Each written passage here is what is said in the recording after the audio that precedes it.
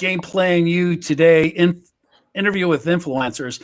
I had to stop there for a moment because number one, I forgot again what day it was, and I forgot what podcast this was.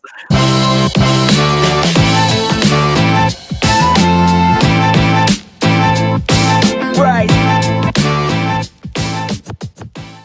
Yeah, you have so many things on your plate, and you're balancing in this show and this, and I totally completely feel you on that. Yeah. So we have two special guests on tonight from the Flyers. Who are going to talk to us about their careers. Logan Hill and Pat Ayling, and Philly Pat's going to be on today, and.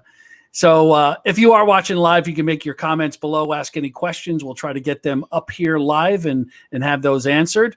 But before we get everybody and we have our guests come on, Mike, let's talk a little bit about what we got going on at Game Playing You. We're doing a Sports Tech Academy this summer for anybody that's interested in sports technology, high school kids, college students, postgrads. It's going to be a week-long, 5 days, 2 hours per day. We're going to have executives in the industry, but we're really going to be talking about sports technology, the future of sports technology, and then the scope and discovery of the industry, because it is a part of the sports industry that is overlooked until now. And it's something that we focus in on at Game Playing You with our sports tech startups and everything that we do. But it's really going to be a discovery for those that want to ask questions, to look a little bit deeper into the industry. Where do they fit in? What skill sets do they need? How do they monetize? Say, like if you're if a gamer, right? If you're in esports, how do those guys make money? How do those men and women make money that are gamers, right? We're going to dive deep into that part of it. We're going to go. The sports tech space is a space that I think a lot of people, they want to know about, but we're going to provide them with the platform to really get to know it. The best thing you said was dig deeper, right? So, a lot of students nowadays in university, you learn the traditional routes. You have the teams, you have the leagues, you have the sport commissions, you have the venues, facility management, all those things. But the one piece that isn't taught in classrooms is the piece that kind of weaves in between all of these, and that's the sport technology piece of that, and that's where the industry is going. And the core behind this program, when we put it together, was when you're making a decision on your career, whether you're a student or you're pivoting in your career now, it's important that you see the whole picture. You see the entire industry. You have your ticket sales, your marketing, but then you also have your app development. You have your sponsorship, things of that nature that you can get involved in on the technology side. So that's where we want to show you that piece of the industry so you can make the most informed decision when you're looking to start your career in sport. And another note too, with the guests that we have on from the Flyers, there's only so many teams, right? And there's only so many internship spots that they're going to take. And there's a lot of people that want to get into sports. And that's where, there's thousands and thousands of sport tech startups that are looking for interns, where you're going to develop a lot of the transferable skills you need if you do want to go work for a league. So that's the importance. We just want you to see the broad industry and make the most informed decision that you could possibly make when you start your career and where you can make the biggest impact. Yeah, so it's really just a discovery week, discovery of the industry. Where do you fit into this? What's interesting, when you look at Barstool Sports or you look at DraftKings or FanDuel, those are big parts. I mean, those are unicorns within the industry. New media, fantasy, gaming, gambling, all of those are part of it. And what does it mean to work for those companies? What skill sets do you need to work for those companies? Some would argue Barstool, you don't need many skills, but I love the platform, especially the pizza. So anyways, let's bring in Logan and Philly Pat. Let's bring these two guys in. I can't help. I'm sorry, Pat. Here we go. So welcome, boys. Thank you for having us. Always a pleasure. So thank you for joining us again, Pat from the new house. Logan spent his last week at his parents' home making moves. So last few days. Well, what a way to celebrate, joining us here tonight. And again, thank you.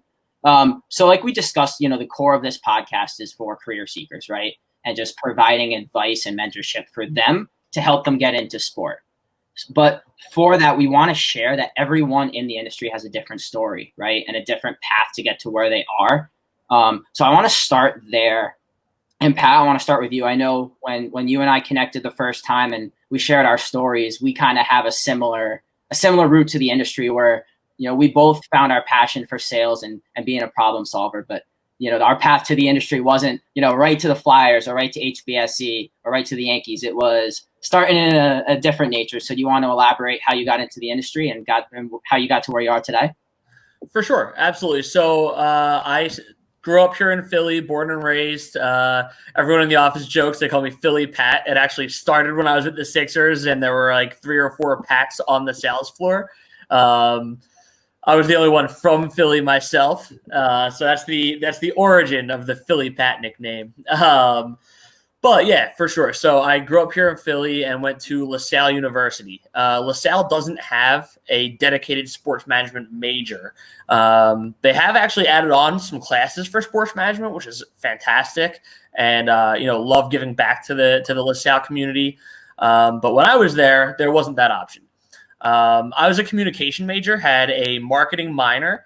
And right after school, I actually got a job outside of sports, totally like non-traditional. You think of sports management major, you get your internship, you get that entry-level position, and then you start your career.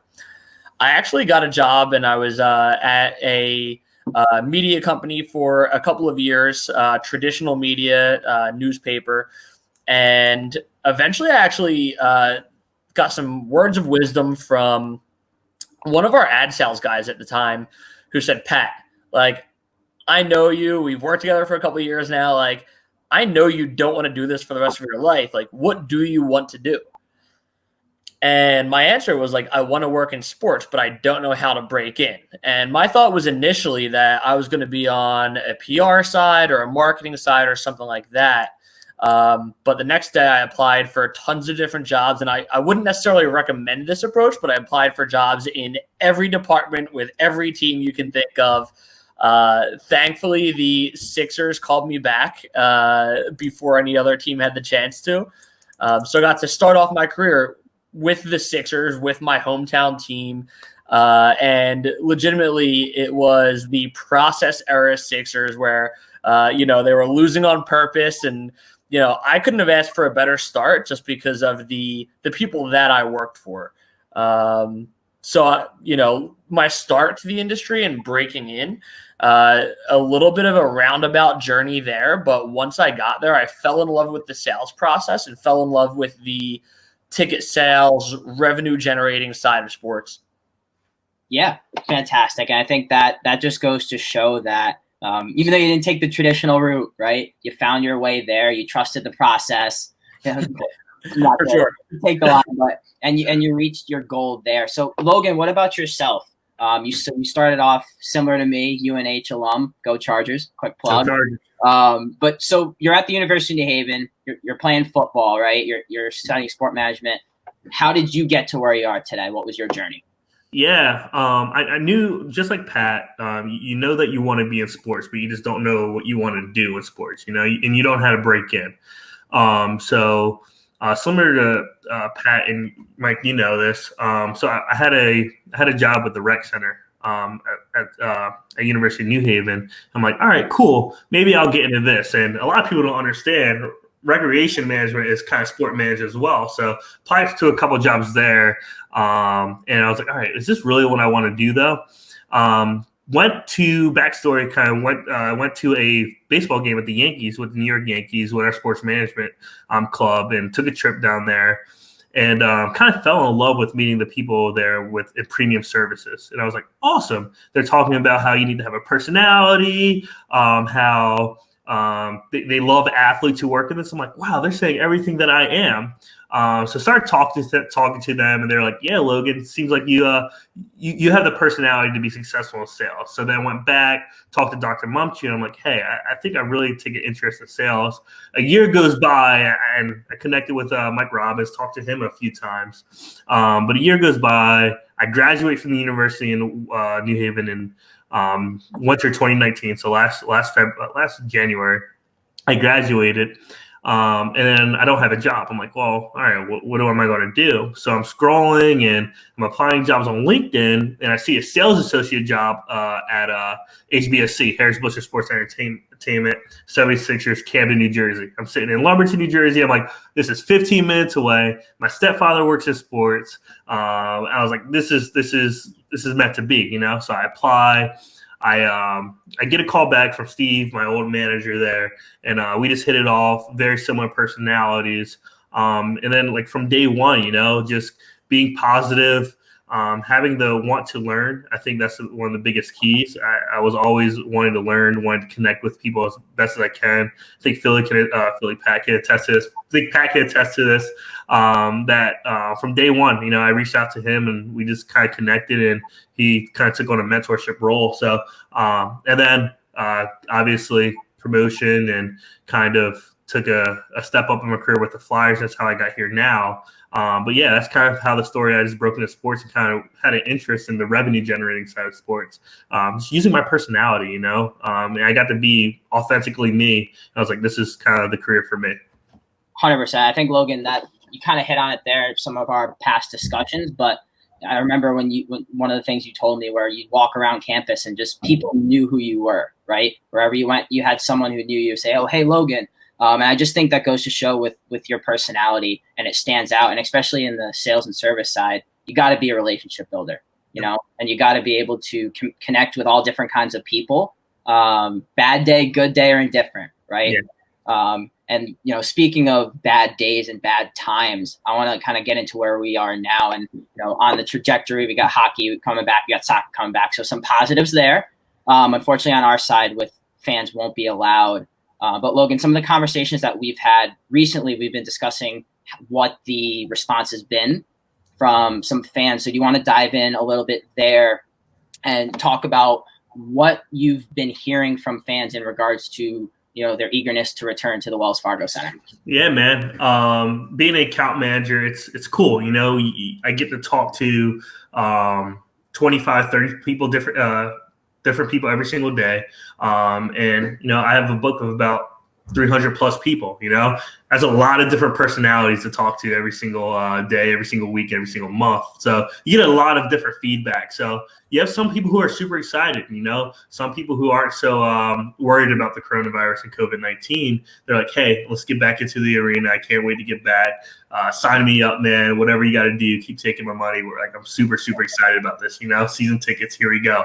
But then you have other people, rightfully so, who are a little bit more reserved. You know, they're like, all right, I'm a little older. I'm a little at risk. I had a client who said, I'm not worried about my safety personally, but, you know, I don't want to contract something and then give it to my elderly parents, you know, and those are all legit concerns, you know, and we just have to listen, be empathetic, practice empathy in this role is one of the biggest things I have to do, skills you have to master, and just kind of listen to people and what they're saying, you know, and take it all back to my director. Because again, I'm the middleman, you know, I'm their best friend with the organization. And then I go back to the organization and say, hey, this is what we're hearing. How can we adjust, you know? So you have a lot of people all over the spectrum. You have a lot of people who don't want to come back. You have a lot of people who want to come back and say, are we going to be social distance at all? And then you have a lot of people who are saying, I don't care about social distance. Flyers were in second place when we left. I just want to watch Flyers win a Stanley Cup finally. So it's a lot of different avenues where people are. Yeah. A social distance parade would be an interesting concept. Really, right? Hey, but if that's the parade, that means the Flyers won the championship. So, you know, we'll make the best. I'm sure you guys will make the best of it. Exactly. Right. We'll figure it out. But Logan, no, great point. It is all about just to be listening and being understanding, right? Especially now. I know, you know, Pat, I'm sure when you're training your new reps, you know, you got to be aggressive, right? And assume the sale, push the sale. But with this case, it's a little bit different. You want to make sure you maintain these relationships, and you got to be empathetic because you don't know someone else's situation. So I'm going to throw the ball over to you now, Pat, for in regards to the game day experience. I think it's safe to say that it's going to change. Whether we like it or not, there's going to be some changes. So I want to kind of approach this from two different areas. First is from a safety standpoint. Like, what are some of the things that you could see down the pipeline that might change when we welcome fans back in the arena? Yeah, it's certainly interesting, and we haven't specifically made any, concrete policy changes just yet, because we don't know where we'll be in the next 3, 6, 12 months. That said, like, if the last 3 months have taught us anything, it's that we do have to be ready for anything. So all teams right now across all 4 or 5 major sports, counting MLS, everyone's going through contingency plans, whether that's alternate seating maps or, timed entry where, you let people in, certain batches at a time. It'll be interesting to see where it goes. So to answer the question, our contingency plan is we're ready for anything, and whatever we're at the mercy of coronavirus, right? The mercy of whether there will be a second wave or whether there is a vaccine and, we get rid of it. So until we know that, it's just having those different triggers ready to pull. Hopefully we can just get back to normal as soon as possible. But again, we've already been doing some different food safety stuff, even before the leagues paused. So we'll see what happens, but essentially it is working on figuring out those contingency plans and figuring out when we can have fans back in the arena, exactly which trigger to pull and which contingency plan makes the most sense. Yeah, like you said, they're uncharted waters, so you gotta be ready for anything, right? And I think at the end of the day, safety is the most important thing for all of the fans in the arena. I think, to get those fans that are on the fence back, we got to ensure that you're going to be 100% safe. But I think, we're all in this together, right? It's an NHL. It's not just the Flyers. It's the NHL. We're all going to work together to get back in the arenas. So I'll open this next question to both you guys. Now, in regards to fan engagement, what are some of the things that the Flyers have been doing during the pandemic to engage fans? And then a follow-up to that would be, what are some things that you see down the line that, in stadium in regards to fan engagement? Yeah, Pat, I'll take this for a second first.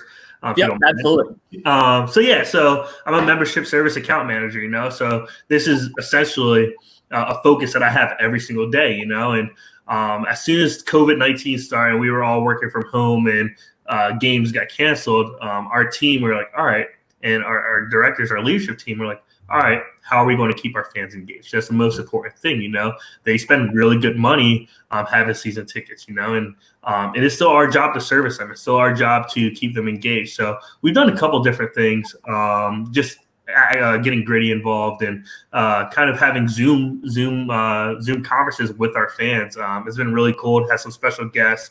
I know we did a 2010 Stanley Cup reunion kind of Zoom call, which is really, really cool. Our fans are diehard, and hockey fans are diehard. They know their stuff, man. So they were really excited to kind of not talk to the players, but be able to be on the same Zoom call with the players. And I know with me, I'm still contacting my book every 30 days, every 45 days. I'm giving a call, just checking in, seeing how you're doing. And reason I love my job so much is I'm creating legit relationships with these people too, and I'm just not saying, hey, I'm just calling to check in. I was like, hey man, how are the kids doing during this? How's Jessica and John doing? Because I know their kids' names, and we're talking, and they're knowing my situation. They know that we have 4 offices in my house right now, and everyone's working. Like, how's that crazy situation going? And it's legit relationships that I feel like I'm having with friends, friends and family, and some of them I've gotten really, really close with. So that's basically kind of on our end how we're engaging the fans. We have a lot of stuff down the pipeline. I don't want to announce yet, but it's super exciting. And I honestly do love what we're doing because, again, we're engaging our fans and we're keeping Flyers hockey in the minds, in the forefront. Yeah, you got to stay top of mind, especially when you're in second place and we're coming back and we're getting ready for the Stanley Cup run, right? So keep all the fans engaged. I love that. So next, I want to go into something that it's important to me. I know, Logan, when we prepped for this, it's very important to you as well, and that's mentorship. So, both of you gentlemen have played a key role in my development as a professional. He's not in the screen right now, but Rob, one of my main mentors, and wouldn't be here without his guidance. So, Pat, I want to start with you. And what do you see as the importance of having a mentor, especially in the sport industry? Yeah, for sure. So the importance of having a mentor in sports, it's way above and beyond anything you could even put into words. Logan specifically mentioned Steve McMahon, who was his manager when he was with the Sixers and Devils. For those of you that don't know, Harris Blitzer Sports Entertainment owns the Sixers and Devils, and there's a lot of cross-pollination in terms of the sales staff where you'll sell for both properties. But Steve was a sales associate when I started as a sales associate. And I consider him one of my mentors in the sports industry. A guy that, even though he wasn't benefiting directly from the relationship, he would always pull me aside and give me some words of advice. I knew I could always go for him with any sort of situation, whether it's, career advice or it's a specific sales situation, or if it's, I get tapped on the shoulder and it's, hey, Philly Pat, do you want to move up to Jersey and work for the Devils? Like someone I can confide in. And, I had a great 3 years up at the Devils. So the importance of having a mentor is being able to have someone that you can go to, confide in, and trust in, that is doing it, for the right reasons. It's something where it's not specifically just to benefit them, but it's something where it's a mutually beneficial relationship. I don't want to speak out of turn, but myself and Logan had a bunch of conversations early in his career. And for me, it wasn't that, I was trying to, leverage my relationship with Logan for anything, but I would legitimately learn from him too. And as a Devils service guy, I was learning what he was hearing on the new business side. And that could help me paint my relationships with new members. So it is mutually beneficial, but it's more of a trust thing, more of a career growth. And for those that are mentoring others, it's paying it forward. And, I always say that the sports industry is a super small industry. In January, my first day with the Flyers, I walked in and probably saw 15 familiar faces that I've worked with either at the Sixers, at the Devils, or both. So those relationships, you never know who you're going to work with again, who you're going to work for, who's going to work for you. So it's always great to have those people that you can, trust in, those people that you can, walk in day one at a new job and say, hey, what's going on, man? How have you been? So yeah, super important to have those mentor and mentee relationships. 100%. Logan, before I get your thoughts on it, I just want to reiterate what something Pat said. And, to all the career seekers out there listening, do not burn a bridge in sport because everyone knows everybody. Yep. I think that's a great point. If you one bridge could cost you moving forward. So just make sure you're always being humble, transparent, and just being a professional and, at all times. So that was my little quick rant. No, actually, a real quick point on that before we got to Logan's answer. And I'll say that one thing that coronavirus has done that's a little bit of a silver lining is bring everyone together. So I know that specifically we've had a bunch of Zoom calls with other sales staffs, whether it's, the Devils, whether it's the Capitals. We might be rivals on the ice, but at the end of the day, our businesses aren't competing with each other. So it makes sense to share best practices. And another benefit of that is that we've all gotten to network with people that, we might have been too busy to hop on long Zoom calls with otherwise, which is just an awesome thing to be able to put together. Yeah, I think. Sorry to keep pushing off, Logan. I think just you're good, man. the guest we had on Monday's show, he said the same thing, that coronavirus has showed us that you can't. 3 months ago you were going to be invited on a podcast. You might say, I just had 6 hours. I got out of the office working 9 to 9, right? I don't have time to get on a podcast. But now I think it really showed us the value of networking and growing your skills and of that nature. So Logan, sorry to keep putting you off. No, you're good. So going back to the mentorship piece. Yeah, man. Elaborate on that and your opinion on that. Yeah, I'm super lucky to have had quite a few great mentors in my early career, and Pat Ayling obviously being one of them. Kind of reiterating what Pat said, is like a mentor is someone who's been in your shoes before or is in your shoes currently, and they just want to help. it's not benefiting them in any way, and it could be, but the overlying and the main priority for them as a mentor is just they want to help you out, and every call me and you Mike have had, we've honestly, it's just like you can attest to it. It's like it's not benefiting me at all, our relationship. I honestly just want to help you out, and we've grown a friendship over, and I could call you a brother now, and it's like I want to hang out with you. But it's like to a point, it's like I've been in your shoes before. I've been searching for a job. I graduated University of New Haven. It's like we have mutually exclusive things that we have in common that I can help you with. And I don't know why you want to listen to my advice, but I appreciate it. But it's like you're doing really, really good things. But also, it's like, man, I can't tell you how many times that I've got done work, and it's like I don't want to talk to Steve, my manager, even though he was great, the same guy Pat was talking about, because he's my manager. It's like I'm not bad mouthing him in any way, but it's like you want someone as like a big brother. Man, I'll get in the car. Pat worked in New York, and I'm like, Newark. I'm like, yo, Pat, I need to hop on a call right now. Pat can attest to this. I can't tell how many times I did this, but it's like, yo, Pat, I got to run this off of you. I'm bouncing this off of you. I just want to vent. I'm frustrated. And like, that's what a mentor is there for, a big brother, a big brother, big sister. And he's on the other line. He's like, yeah, man, I totally get it. I'm feeling the same way. But he's giving me advice that's good for me personally. It's not just good for my career. It's helping me grow, and I think that's another great thing a mentor does. And he's another great value in having a mentor. You just know people are in your corner, at any given day, any given time. I know that I'm able to text Pat, call Pat, and be like, yo, I need to talk. Hey, I need to run something past you. Can you help out with this? Knowing that he's going to say yes, and knowing that he has my best interest in his mind as well. It's again, it has nothing to do with him growing or benefiting from. He just wants me to be the best person I can be, the best employee, the best salesperson, the best service rep I can be.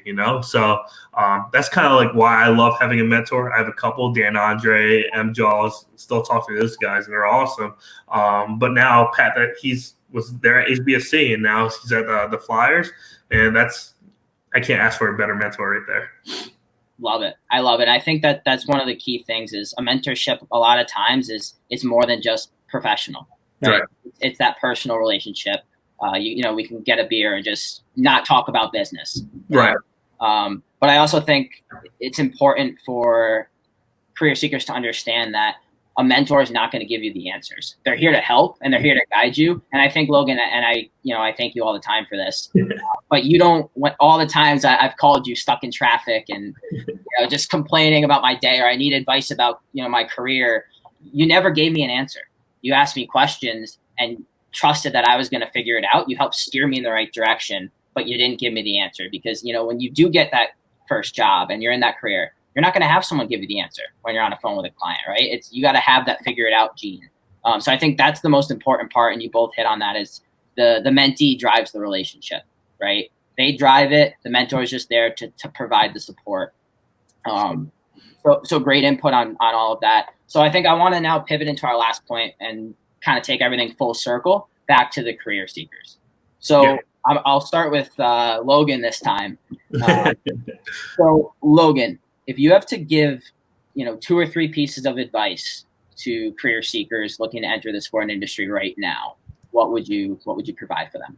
I got 3 points here for you, and I think these are I think these 3 points helped me get to where I am today, and I think all these points, Pat can say, Logan did this, and I keep bringing Pat up, but because he's been there, he's watched me grow, but I think all 3 points I could say, Logan did this. And the first one is be curious, be curious who you're working with, be curious of who you're around, be curious and learn it, attack every day like you want to learn something from a new person, sit down with another person, see someone else's career path.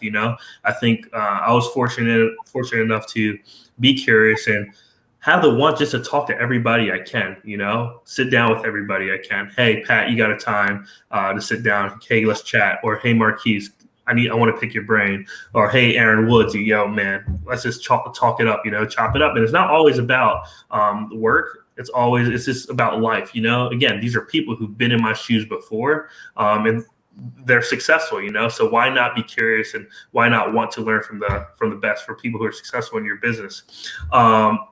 Also, be authentically you. You know, I think Marquise Watson told me this. Man, don't switch up who you are for nobody. You know, what's going to work for you is not going to work for somebody else. But at the end of the day, who you are and what you are is what got you in the position you are today. You know, so keep being the person you are in your interviews. You know, you might have to fine tune a couple things, but don't get away from the core of who you are, because at the end of the day, who you are is who you're always going to be. So that's one of the best advices I've ever learned. And the third advice, control what you can control. You know, every day, every single day, you can control 3 things: your attitude, which I think I have a pretty good attitude every single day. I attack, it's happy. Effort, attack each day with relentless effort, just being the best person and being the best employee you can be. And then you get to control the way you present yourself. You know, for me, that's tucking my shirt in every single day. You know, that's making sure my clothes are ironed, my shoes are shined. Those are little examples, little small details, but it goes a long way. And I've had people in my career from higher up positions say, "Hey man, I see that you're the best dressed employee that we have." You know, like that little compliment means a lot. It's a small detail that you don't think other people are paying attention to, but it goes a long way. You know, wearing a tie clip, I don't know, man, whatever works for you, but just be clean and be pristine. And I don't know, control that. So that's my advice. That's one of my favorite pieces, is control what you can control, because, you know, none of us can control what happened with coronavirus, right? Right. If you can control what you do in the day to get better and to grow for when we come out of this. And yeah, just for the record, I think you're right. I've never seen you not smiling. So that's your thing. Definitely check off that box. Appreciate it. So Pat, I'll pivot up to you now. But I just want to switch up the question a little bit, if that's okay. For sure. For somebody who is in the position of hiring, right? The career seekers that are looking to get in the industry now, you have the power to bring them aboard. What are some of the things that you specifically look for in candidates that you would bring into the organization? Yeah, for sure. So first off, one thing is attention to detail. Anything that's written down, whether it's your resume, whether it's your cover letter, whether it's a thank you note, which I strongly encourage handwritten thank you notes after interviews.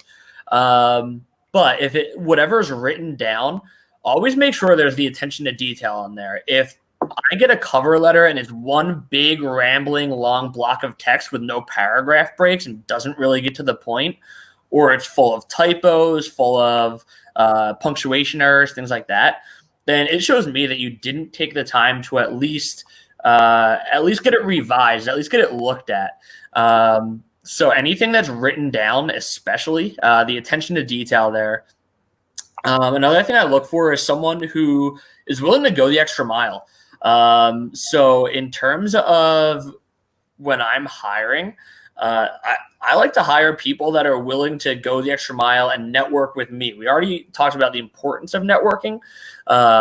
So the person that just applies on Teamwork online, sure, I might scroll through, might look at their profile, but at the end of the day, the person that finds me as the hiring manager, messages me on LinkedIn, and has something that sticks out, they're more likely to get an interview, just because they came to me directly, as opposed to just putting the resume out there into the ether, into Teamwork. One of the guys that I got hired with initially at the Sixers, a guy Paul, he went to a Sixers Beach Bash event in Sea Isle, and he had already interviewed, and he actually met Scott O'Neill, who's the CEO, at this event. And how the story goes is that Paul, he sent in after his interview directly to Scott, who's the CEO.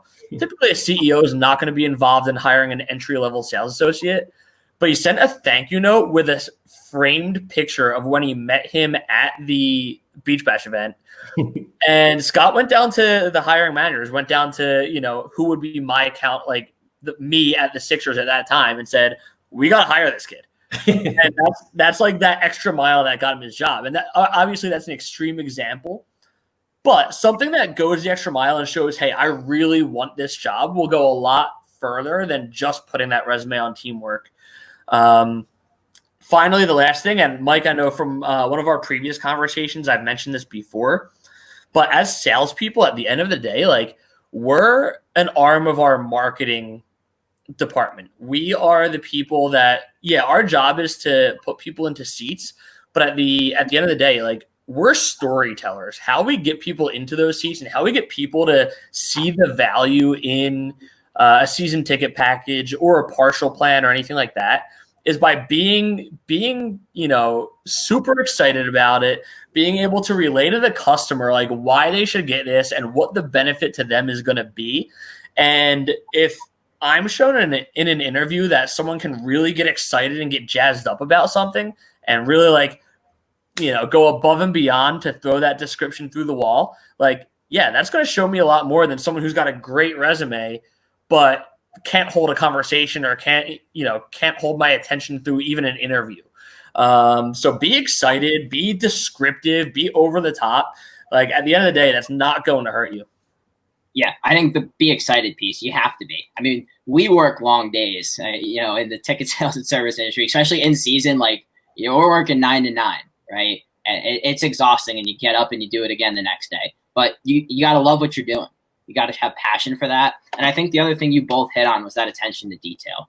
It's critical, especially in the sales process when you're having a conversation with someone, and there might be a little thing they say that can trigger you to say, okay, this is how I can solve your problem with a season package or a partial season. So no, I mean, great advice.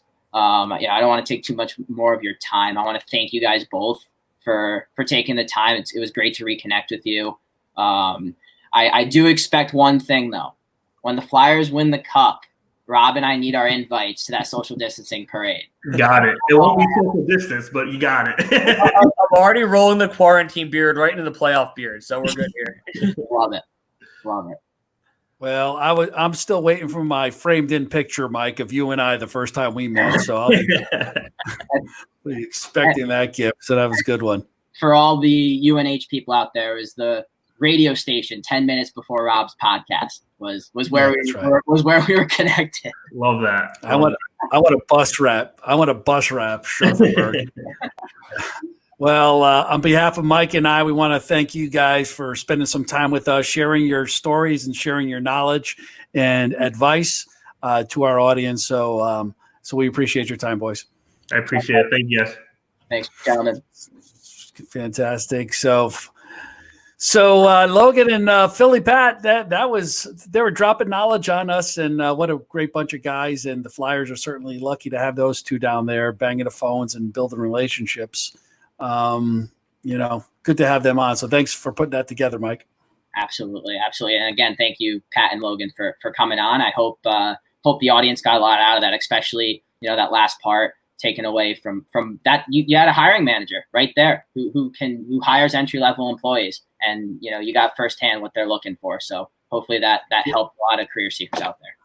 Yeah, it was great advice. I mean, certainly about mentors too. My thing is, put together your board of advisors, just like you're starting a business, but those are your mentors. You need someone who's going to be kind of that big time mentor, like a Scott O'Neill or like a Pat.